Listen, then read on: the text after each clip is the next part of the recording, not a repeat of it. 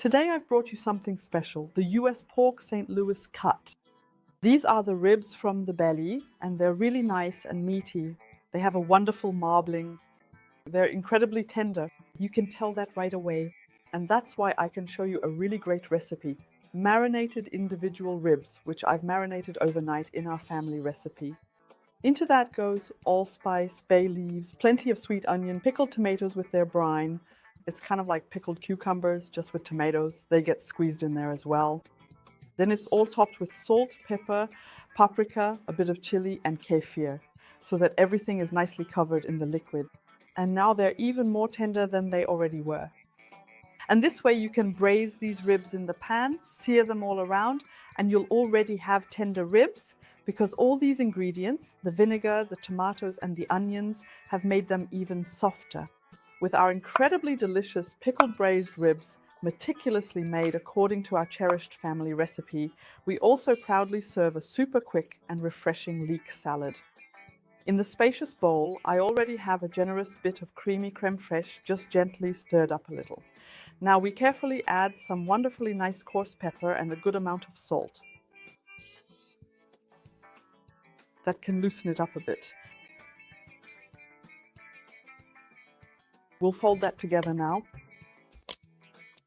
To match the season, we'll add orange segments.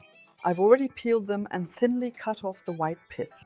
Now, with careful precision, we simply cut along the distinct white edges of the fruit, much in the same manner as we would meticulously separate the individual orange segments, continuing this process until each piece is completely and cleanly released from the main body.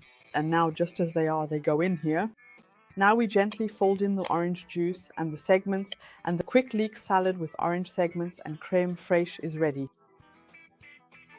Once we've taken them out, we briefly place them on some kitchen paper so they're not too wet before we put them in the preheated pan. That way it won't splatter as much. They've been in there for a few minutes now, our ribs. The first bit of liquid has evaporated, so let's see if we can already turn them over. And that's looking really good. Nice roasted flavors. For our sauteed potatoes, I have some pre-cooked potatoes with the skin on here. You can always prepare those in advance. They're already pre-cooked, and now you just need to carefully cut them into rough, irregular cubes. Then you can gently fry them in a really nice, sturdy pan. I am personally using a robust cast iron pan here, which works exceptionally well, with a generous amount of rich, flavorful lard. Now, they're beautifully and evenly browned all over on every single side, achieving a perfect golden brown crust. And because of the marinating and the quality of the US pork, you shouldn't fry them any longer. They can still be a little pink inside. That way they have a really nice tender bite. If you cook them too long, they get tough, and then you'd have to cook them for a long time again. But now you can serve them just like this. They're nice and tender. You can even feel that when you touch them with the tongue.